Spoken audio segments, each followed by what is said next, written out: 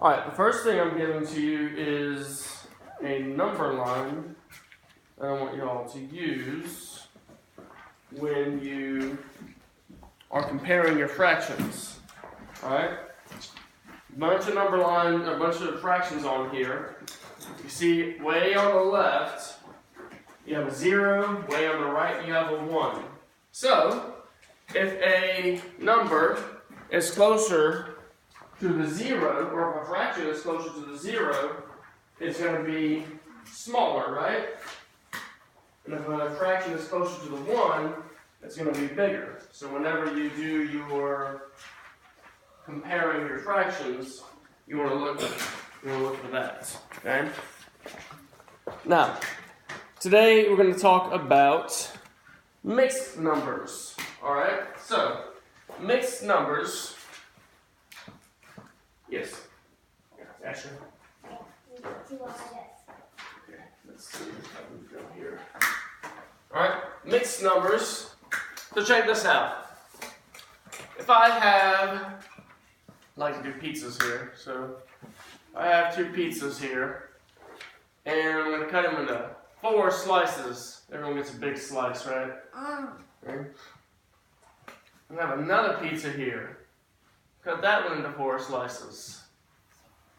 Okay? And let's say a few of us come by, we eat some slices, okay? We eat all of that one. Then we also eat, one piece of this one. Alright? I could say, how many fourths were eaten? Look at that. Count up the fourths that you see in both of those together. How many fourths of the pizza were eaten? Daryl? 5. Okay.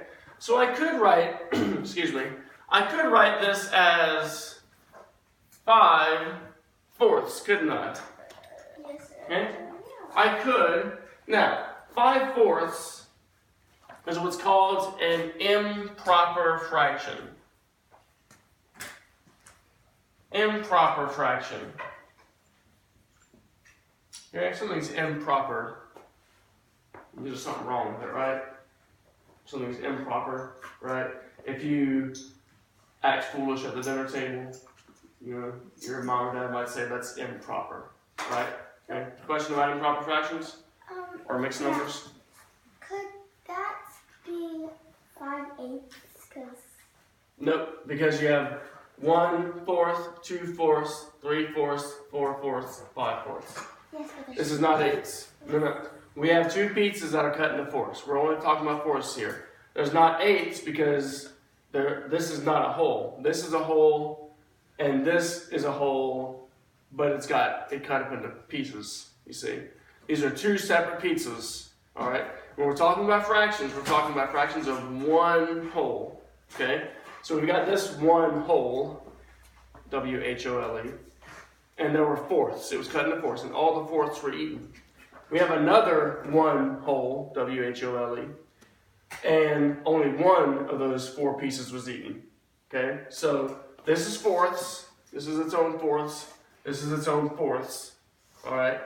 But when we count up all the fourths that were eaten, it's 1, 2, 3, 4, 5. See? We're not putting these 2 together as 1 whole. This is a whole, this is a whole. Okay? Got it? Okay. So, we have 5 fourths. Alright? Now that's an improper fraction. It's an improper fraction, and here's the reason why. What's this type number called, everyone? Numerator. Numerator. Thank you, a couple of you. What's this top number called? Numerator. What's this bottom number called? Denominator. When your numerator is bigger than your denominator, you have an improper fraction. When your numerator is bigger or the same as your denominator. If I said 4 fourths here, if I just looked at this one and said that's 4 fourths, that would be an improper fraction too. Okay? So, unless your numerator is smaller than your denominator, you have an improper fraction. Alright? If your numerator is smaller than your denominator, you have a proper fraction. If it's the same as your denominator or bigger, it's improper. Make sense so far? Okay, Karis? This little Okay, square doesn't that's not have what we're talking about right now. So just focus on this. Okay, you can put that away if you want, but this is what we're working on. Okay? That's something you'll be using later, but this is what we're talking about right now. So now, since I have a whole pizza that was eaten here, and a fourth of this pizza was eaten, could I also say that 1 1/4 were eaten? I don't know, yeah. You sure you could? Because instead of saying that this is 4/4, I could also say it's 1 whole, right? Mm-hmm. Yeah. So I could say 1 pizza was eaten, and then here another 1/4 was eaten. Alright? So, is this and this the same? Yeah. Sure. Yeah. I mean, I'm describing the same things here, right? I'm describing the same things, so they're the same. Alright? Now, check this out. If I were to give you, I'll leave that there. If I were to give you 5/4, and I were to tell you to rewrite that like this. Now, this is called a mixed number. When you have a whole number and a fraction, you have a mixed number. Okay? Yes? On regards to like cooking things, it has like, if you need like a lot of it, it's like 1 or Right. 1/4. Right, sometimes when you're baking or cooking, you might need a cup and a fourth of oil or water or mix, any kind of thing. You might, you use mixed numbers a lot with cooking, especially. You use mixed numbers with building things. There's a lot of other things you might use mixed numbers for, okay? Or in engineering, I'll use a lot of mixed numbers, right? Yeah. Okay. All right, so you got a mixed number here. Well, here I've got an improper fraction, and I tell you, I want you to rewrite this as a mixed number. Okay? Rewrite it as like a whole number with a fraction. Now, you don't have any pizza handy to help you with this. All right, so what you can do, what did we say was another way of reading this other than 5/4? What are some other ways, remember, of reading this, Karis? But I was just reading this fraction right here, reading this fraction. What's another way of reading it? 1 whole and 1/4. Well, that's reading it as a mixed number, but just this. I mean, we're not thinking about a mixed number right now. Okay, help her out, Kate. 5 divided by 4? 5 divided by 4. Okay, you got another one? I was gonna No? say that one. Okay, good. Okay, so 5 divided by 4. So, if this can also be read as 5 divided by 4, do you think we could, divide it? Sure. Sure, we can divide it. Now, here's what you do.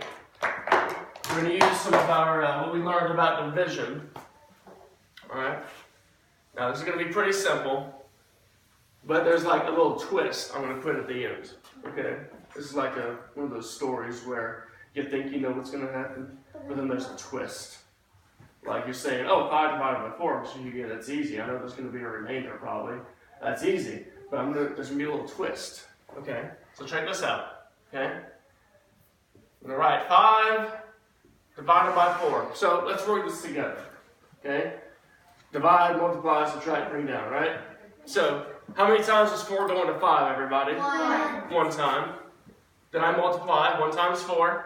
4. 4. Subtract 5 minus 4. 1. And I have a... Remainder. Now check this out. Here's the twist.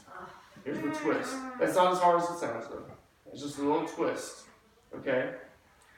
I'm going to take my remainder, instead of saying remainder 1, I'm going to take my remainder and I put it up here real small. Okay? Then I'm going to take my divisor and make that a denominator. Isn't that amazing? Okay. That's confusing. And I have a mixed number. Let's try another one. Let's try another one. Okay. Okay. So let's try another one. Let's try. Let's say we had 10 thirds. Okay? So, okay? Now, let's focus on what we know first. Let's focus on what we know, okay, before we get confused by what we don't know. Okay? Let's start with what we know. 3 into 10? 3 times. Everyone, 3 times. Okay? 3 times 3? 9. Okay? 10 minus 9? 1. 1. Okay? Take my remainder. My remainder is 1. 1. I'm going to put it here. It'll be my numerator. I'm going to take my divisor. I always use my divisor. Always, always, always make my divisor my denominator. They start with the same letter. That's an easy way to remember. Divisor is my denominator. Okay? So 3 and 1/3. Always make my divisor my denominator. I guess remainder has an N in it, so numerator. Okay? Okay, question? You did say to use what you know to find out what you don't know things.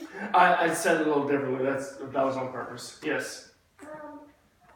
Wait, so the 3 that's at the top? This one? Yeah. Yeah. What does that do? Well, that's part of your quotient. Right? That's just a part of your quotient that you normally do. Okay? So you do everything the same. You're doing everything the same as you've done before until you get to the remainder. Okay? That's just the twist ending. You do everything the same until you get to your remainder.